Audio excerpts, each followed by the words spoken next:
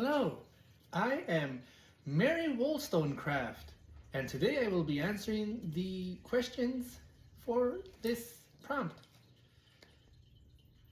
I believe that women should receive the same education as men so that women can be both strong in mind and body.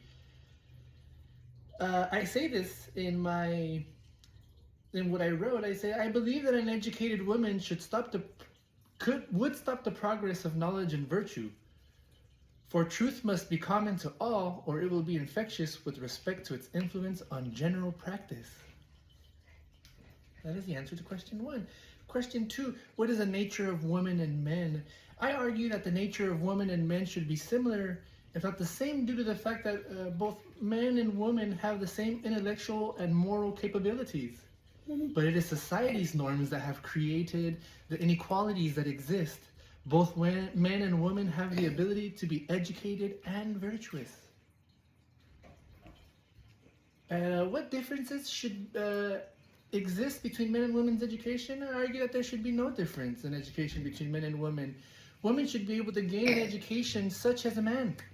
It is only society who has deemed women unable to obtain virtue and intellect. This ideology has been driven by male forward thinking that portrays a woman as frail and weak. But given the chance, women are just as capable as men. And the evidence I give here is, I'm going to read a little excerpt of what I wrote.